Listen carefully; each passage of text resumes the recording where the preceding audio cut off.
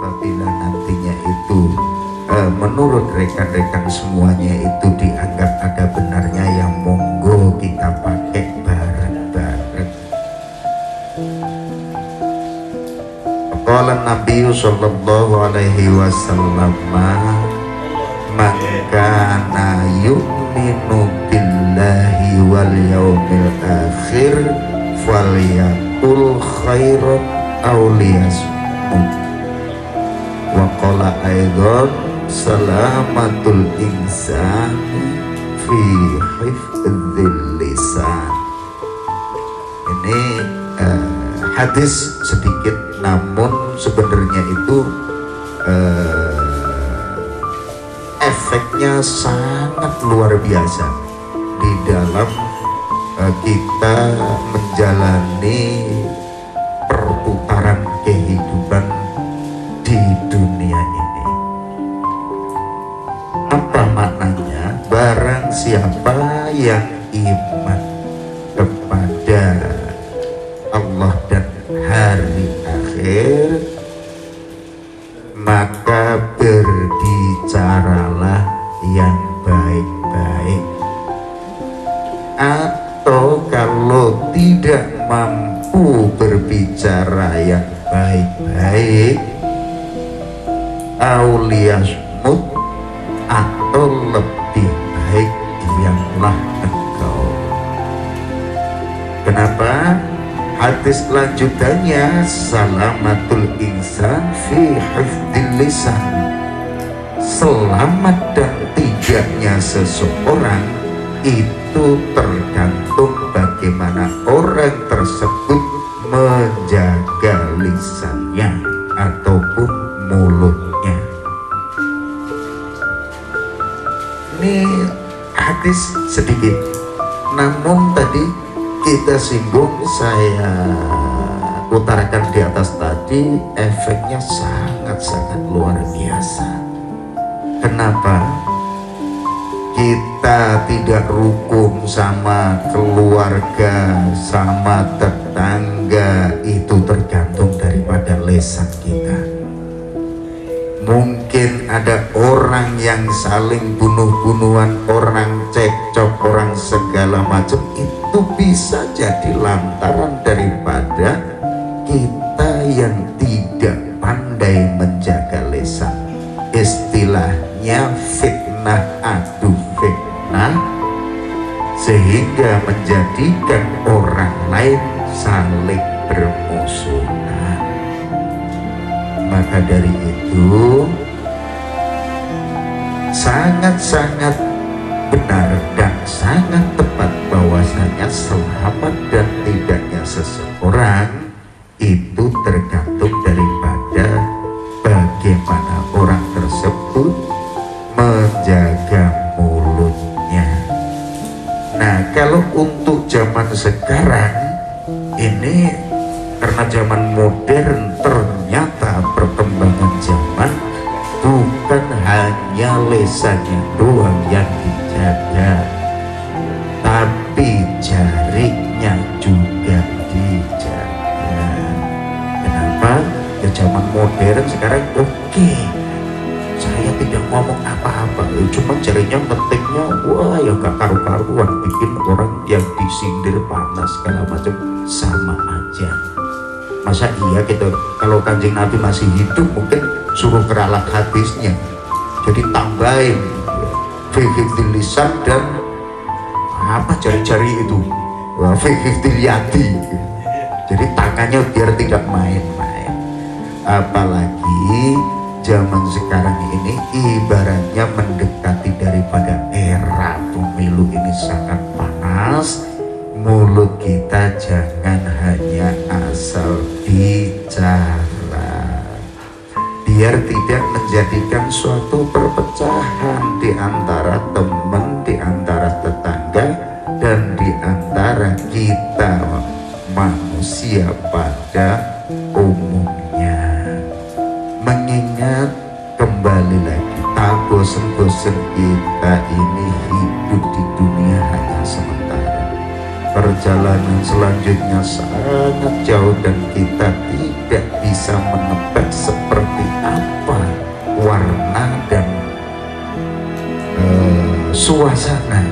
kehidupan yang akan kita alami nanti ya. Karena pada dasarnya kita ini pada tidur ya. Pada dasarnya kita itu pada tidur. Al insanu naumun wa idza mata intabahu. Pada dasarnya manusia itu tidur, dan ketika manusia itu mati maka barulah situ terperangah ataupun bangun. Kalau kita ingat tujuan seperti itu, maka dari itu sangat-sangatlah mudah. Sebenarnya aslinya itu cuma satu hifdzul lisan itu tadi ya. Kenapa? Bersumber daripada lisan itu tadi efeknya sangat luar biasa, nanti bisa menjadikan iri. Nah iri ini hubungannya itu sama kolbun ataupun hati. Jadi bermula dari lisan, merembetnya masuk ke dalam hati, sehingga hatinya ini sakit, iri, dengki sama tetangga, teman sejawat dan yang lainnya. Apapun yang diperbuat sama tetangga jadi bahan omongan, jadi bahan batin. Apapun yang di tingkah laku saudara ataupun teman jadi bahan gunjingan. Ini penyakit gunjingan itu kalau istilah umumnya apa ya? Ghibah. Ghibah kalau istilah umumnya. Nah itu sangat-sangat berbahaya. Saking bahayanya lisan, sehingga nantinya itu waktu fi yaumil kiamah nanti yang tidak dikasih akses sama Gusti Allah itu lisan ya. Dalam surat Yasin itu diterangkan ya, nanti hanya mulut kita yang dikunci, yang lain enggak. Saking bahayanya lisan, yang lain enggak. Maka dari itu sebagai persiapan daripada kita untuk menjalani nanti mengarungi kehidupan yang akan kita jalani, mari kita sama-sama menjaga lisan kita agar tidak menimbulkan kekacauan. Lain daripada itu, nanti setelah lisan bisa terjaga, hatinya bersih, ibadah kepada Allah Subhanahu wa Ta'ala tenang. Nah itu yang dikehendaki oleh Allah itu sebenarnya seperti itu. Seperti itu juga kita selalu berusaha untuk sabar, tawakal, menerima daripada takdir, garis kehidupan yang dinasibkan kepada kita. Semuanya kita harus ridho. Kenapa? Hati kita itu tenang apabila kita itu bisa menerima takdir bahwasanya apapun yang menimpa kita, baik itu enak ataupun gak enak, itu semuanya adalah takdir dari Allah Subhanahu wa Ta'ala. Memang secara syariatnya segala sesuatu itu kalau baik itu famin Allah, kalau jelek famin nafsi. Namun kalau kita boleh istilahnya mohon maaf nih, untung gak ada orangnya ya, yang punya pengajian kitab hikam itu kan Ustaz Syarahman. Kalau kita pinjam istilah hikam itu khairuhu wa syarruhu minallah. Apapun yang terjadi pada seorang hamba, baik itu enak ataupun gak enak, pada dasarnya dari Allah Subhanahu wa Ta'ala. Nah kita harus terima itu. Maka bagaimana caranya agar kita itu bisa menerima itu? Banyak-banyaklah istilahnya kita mengingat tentang Allah Subhanahu wa Ta'ala. Kalau kita ingat pada isi pengajian kemarin Maulid, bagaimana caranya kita bisa menghadirkan Allah di dalam sendi-sendi kehidupan kita.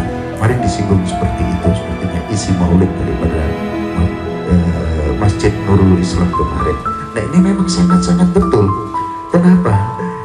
Kalau manusia itu entah zahirnya itu berbuat apapun juga, tapi batinnya itu selalu mandeng tertambat kepada Allah Subhanahu wa Ta'ala, fa insyaallah apapun yang menjadi tingkah lakunya selalu benar, apapun yang menjadi ucapannya dijauhkan daripada kesalahan. Ini insya Allah.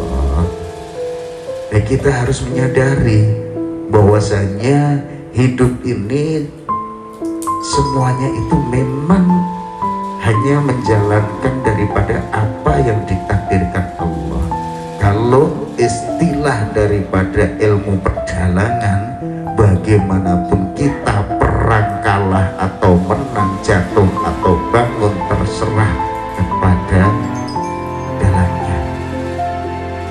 Ya, terserah kepada dalangnya. Kita ikhlas, harus ikhlas menjalani kehidupan ini. Meskipun yang ngomong ini sebenarnya kayak gini, tapi juga belum tentu bisa menjalankan seperti apa yang diomongkan, itu belum tentu. Ini memang tugas berat kita manusia itu sama sebenarnya.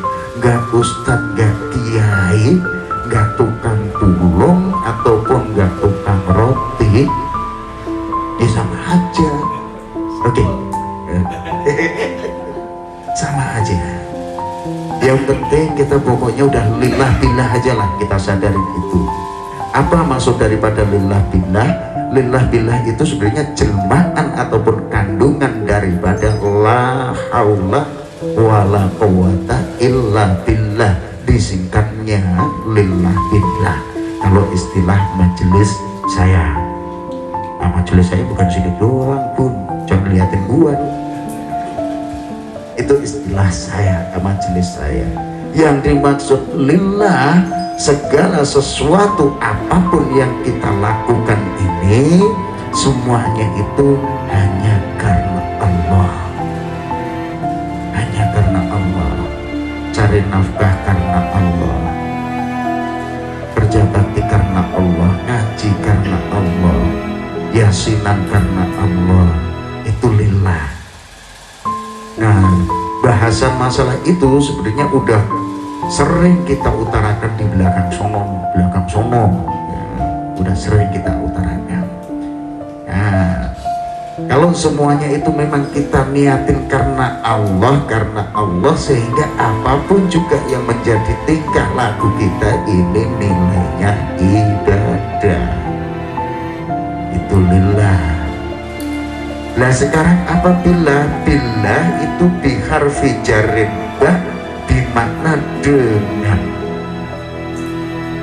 Jadi billah itu dengan Allah. Dalam arti kata apa? Kita juga harus menyadari bahwasannya apapun yang menjadi gerak-gerik kita, yang menjadi tingkah laku kita, ini karena atas pertolongan Allah. Kalau tidak dipisahkan, gak ditolong sama Gusti Allah, kita tidak mungkin bisa melangkahkan kaki, kita tidak mungkin bisa menggerakkan bibir, kita tidak mungkin bisa menggunakan akal, pikiran, dan yang lain-lainnya. Semuanya itu hanya karena Allah. Lillah billah, la haula wala quwata illa billah. Istilah majelis saya lillah billah. Istilahnya Syekh Siti Jenar manunggaling kawula maring Gusti. Itu jadi maksud manunggaling kawula maring Gusti itu semuanya itu disadari. Gerak karena Allah, berbicara karena Allah, dan gerak dan bicaraku ini hanya untuk Allah. Nah kalau orang udah menyadari seperti itu, lah gerak dan bicaraku ini hanya untuk Allah, masa iya aku harus melangkah ataupun bergerak ke jalan kemaksiatan sementara jangan kemaksiatan dilarang oleh Allah. Lah kalau kita itu sudah menyadari segala sesuatunya itu untuk Allah dan hanya karena Allah, masa iya saya harus mengeluarkan kata-kata yang menyakitkan tetangga, kata-kata yang tidak elok? Ini hubungannya ke situ. Kalau semuanya itu udah kita bisa mempraktekkan seperti itu, insya Allah selamat, insya Allah. Ini hanya dari kata la haula wala quwata illa billah dijabarin jadi lillah billah. Pinjem istilahnya Syekh Siti Jenar manunggaling kawula mereng Gusti. Mungkin ya yang bisa saya sampaikan ya itu saja. Jangan banyak-banyak, jangan banyak-banyak. Kalau terlalu banyak nanti utah ya, tumpahannya itu tertinggal di sini, kita pulang nggak punya apa-apa ya, di sini dipungutin Mas Reza ya, yang pinter Mas Reza doang. Biarin, nggak masalah. Majelis Nurul Lail emang beda sama majelis-majelis yang lain. Kenapa? Yang penting nurun itu cahaya lail, cahaya malam. Daripada kita tidur sore lampunya dimatiin jebret kan nggak ada nur, akhirnya udah nongkrong ngopi ya, mungkin di situ kita niatkan langkah dari rumahnya yasinan tahlilan, akhirnya apa, lampunya nggak dimatiin, ada cahaya jadi Nurul Lail. Yes. Meskipun nanti selanjutnya itu yasinan dan tahlilannya setengah jam, ngobrolnya 4 jam, ya nggak masalah. Pokoknya kita enjoy aja, enak aja. Mudah-mudahan kita nanti yaumul qiyamah nanti termasuk golongan daripada umat yang akan mendapatkan syafaatul uzma dari baginda Rasulullah sallallahu alaihi wasallam. Nah, bicara syafaat ini nyambung lagi sedikit. Nah, apa sih yang dikatakan syafaat? Kayaknya tiap orang itu selalu, mudah-mudahan kita fi yaumil qiyamah nanti termasuk golongan umat yang akan mendapatkan syafaatul uzma. Apa syafaat itu? Syafaat sama pertolongan beda. Kayaknya nah ini nanti bisa dibuat istilahnya itu ilmu buat balikin orang-orang yang katakanlah ada orang minta pertolongan pada Kanjeng Nabi. Bagaimana sih kita minta syafaat pada Kanjeng Nabi, bukan pertolongan. Kalau kita pernah buka kitab Sulam Taufik halaman 7 kalau nggak salah, as-syafa'atu hiya su'alu khairin min ghairi li ghairi. As-syafa'atu hiya su'alu khairin min ghairi li ghairi. Yang dimaksud syafaat itu yakni permintaan kepada kebaikan dari seseorang untuk orang lain. Itu syafaat. Jadi bukan buat dirinya sendiri. Saya minta kebaikan untuk si Anu, nah, itu syafaat. Nah, nanti wujudnya kebaikan itu Allah turunkan, itu namanya ma'unah atau pertolongan. Jadi nanti syafaat itu pertolongan? Enggak. Kalau secara syariat lughat, syafaat itu permintaan pada kebaikan dari orang lain untuk orang lain juga, bukan buat diri sendiri. Nah, kalau pertolongan itu minta buat diri sendiri boleh. Nah, wujudnya nanti syafaat yang diminta itu kebaikan, otomatis kebaikan itu bisa dimakna pertolongan, itu ma'unah, berarti sumbernya dari Allah. Lah, syafaat kenapa kita mintanya pada baginda Rasul? Kalau kita mau minta kepada Allah Subhanahu wa ta'ala langsung, hijab kita itu luar biasa. luar biasa. Belum tentu istilahnya itu kita yakin bahwasanya apapun yang kita minta itu kalau tanpa syafaat daripada baginda Rasul ini terhijab yang sangat luar biasa. Nah, syafaat baginda Rasul itu bukan hanya nanti di akhirat sebenarnya. Syafaat itu di dunia pun sebenarnya sudah kita rasakan. Apa wujudnya? Yakni dinul Islam wal iman. Ini kan semuanya itu kan atas jasa baginda Rasul. Ini semuanya itu atas baginda Rasul. Mungkin kalau baginda Rasul itu tidak diturunkan oleh Allah Subhanahu wa Ta'ala ke dunia, ya kita masih akan mewarisi alam kegelapan, yakni alam jahiliyah itu tadi. Tapi atas jasa baginda Rasulullah SAW kita bisa mengenal iman, sampai selanjutnya kita dikenalkan al-dinul Islam dan ihsan dan yang lain-lainnya. Ini atas baginda Rasulullah SAW. Nah, ini sebenarnya sama syafaat nih, tapi syafaat di dunia. Nah, kenapa nanti bedanya syafaat di akhirat nanti itu dikatakan syafaatul uzma? Karena hanya baginda Rasul sendirilah yang punya akses untuk mohon pada Allah Subhanahu wa Ta'ala. Nanti hanya baginda Rasul kalau udah di akhirat. Nabi-nabi itu banyak, dan yang telah kita kenal itu kurang lebih 25. Itu tidak ada nanti itu yang pegang lisensi syafaat, itu tidak ada. Kalau kita mengaji kitab yang namanya kitab Fafirru ilallah, kita lari kembali kita untuk sadar pada Allah, di situ diterangkan. Nah, nanti fi yaumil mahsyar nanti kita itu manusia itu sering lari kanan kiri mencari istilahnya itu seorang pemimpin. 100 tahun lari ketemu baginda Nabi Adam. Apa yang dikatakan Nabi Adam? Ya Nabi Adam, tolong kami, tolong kami. Jawabnya, nafsi, nafsi, nafsi, nafsi. Saya sendiri aja bingung bagaimana saya ini mau sembunyi daripada suasana yang maha dahsyat ini, apalagi bisa nolong kalian semua. Kalian umatnya siapa? Bingung nanti juga akan jawab umatnya Muhammad. Dulunya hidup di dunia jarang berselawat. Nah, itu termasuk daripada gunanya selawat itu, yaitu kita DP ngemis demprek baginda Kanjeng Nabi. Maksudnya apa sih?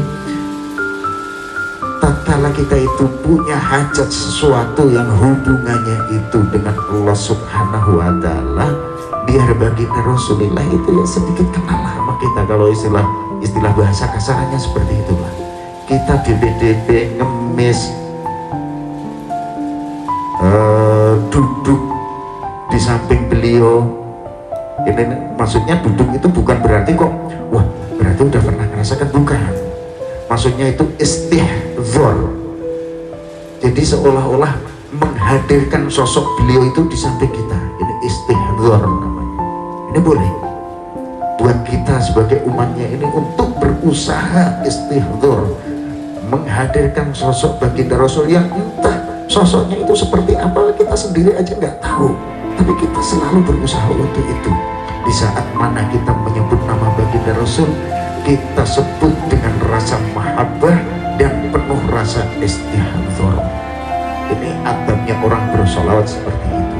Makanya mohon maaf, sebenarnya saya pribadi itu kalau ada di YouTube segala macam solawat sembari pada agak karu-karuan sholat tingkahnya itu, saya pribadi itu aslinya ngenes. Adabnya orang solawat itu nggak seperti itu. Ini harus dengan penuh rasa cinta mahabbah pada baginda Rasul. Caranya gimana? Istihdzar, seolah-olah kita bayangkan ada baginda Rasul di samping kita, ada baginda Rasul di depan kita. Ini adabnya seperti itu, adabnya itu. Dan disertai juga iftikor, butuh butuh daripada pertolongan Allah Subhanahu wa Ta'ala lewat baginda Rasul itu tadi. Makanya kalau orang yang benar-benar menghayati pembacaan sholawat itu, di samping adab zahirnya itu bagus, batinnya rapi, air mata bisa bercucuran. Jadi kalau kita bisa menghayati sholawat itu, kenapa? Yang kita panggil itu baginda Rasul. Baginda Rasul itu pernah istilahnya itu bersumpah, siapapun yang memanggil aku maka aku hadir di situ. Baginda Rasul hadir, kita jogetan. Ini yang mohon maaf, saya kayaknya prihatin banget itu. Oke, kalau dibilang ya daripada dia joget-joget di dangdutan, joget sebaris selawatan, siapa tahu besoknya bisa diarahkan untuk lebih takdim lagi, monggo gak masalah. Cuman saya cuma prihatin doang, tapi ngecap kagak saya. Orang belum tentu saya yang berusaha untuk khusyuk dengan mereka yang pola tingkahnya gak karu-karuan, hatinya itu nyambung pada baginda Rasul, saya juga belum tentu.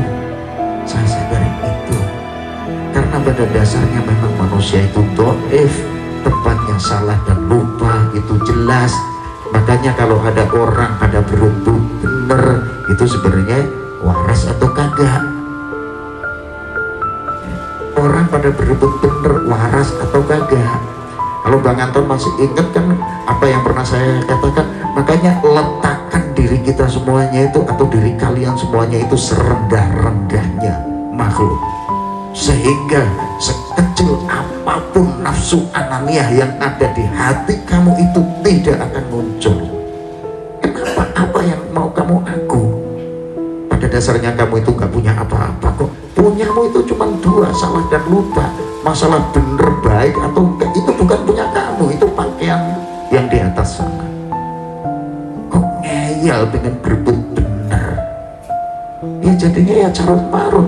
Termasuk tadi yang didoakan sama beliau Ustaz Amrun untuk saudara-saudara kita di Palestina, istilahnya itu dibombardir yang gak karu-karuan, itu sebenarnya itu kan hawa nafsu aslinya itu. Nafsu angkara ingin menguasai, nafsu angkara ingin yang lain, ingin dianggap benar, ingin dianggap ini itu bukan pakaian kita. Pakaian kita itu salah dan lupa doang. Sekali kita itu memakai pakaian Gusti Allah, akibatnya ya seperti itu. Paling kecil pun juga kita nggak akur sama tetangga, sekecil-kecilnya lagi kita nggak akur sama bini. Ini kan kalau kita itu istilahnya itu merasa benar, paling kecilnya seperti itu. Makanya mari kita letakkan diri kita itu sesuai kodrat kita. Kita dikodratkan, diciptakan Allah itu untuk ibadah, ya kita ibadah. Masalah ikhtiar yang lain-lainnya seperti tadi di depan tadi kita singgung, asalkan di situ disisipkan niatnya Bismillahirrahmanirrahim, saya niat untuk cari nafkah karena Allah, ikhlas lillahi ta'ala, ibadah itu, ibadah.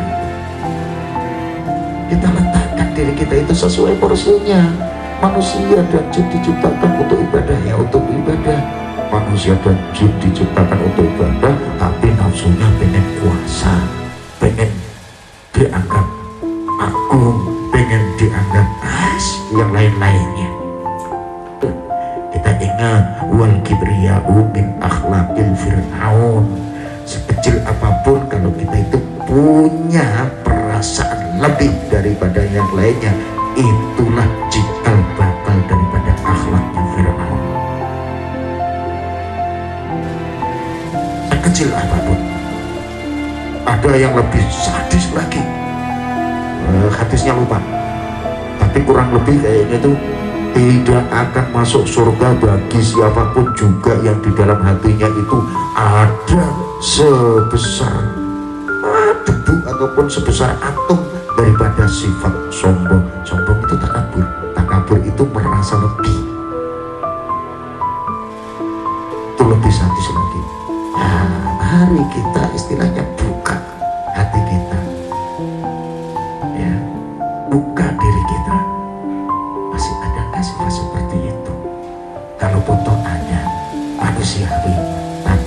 Ayo sama-sama kita istilahnya itu untuk menghilangkan semuanya itu bagaimana caranya.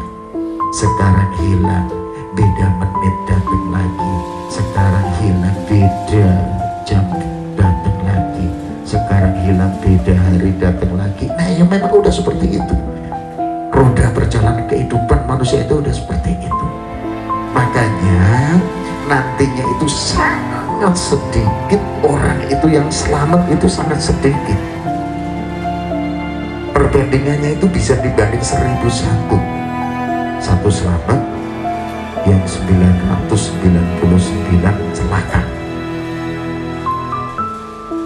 Perbandingannya.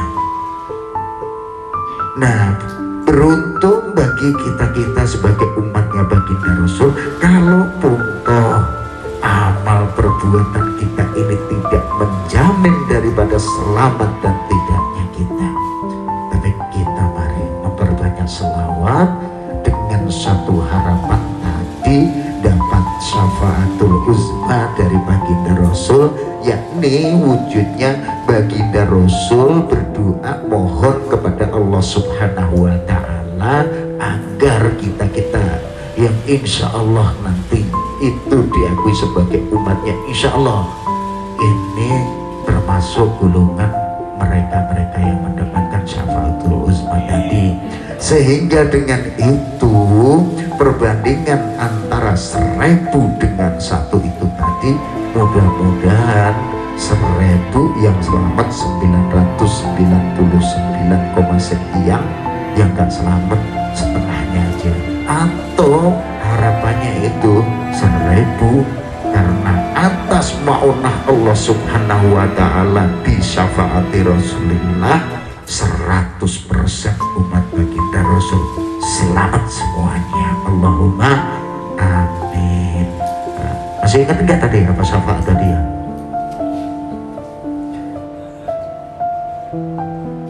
Jadi syafaat permintaan suatu kebaikan dari orang lain untuk orang lain, ini syafaat.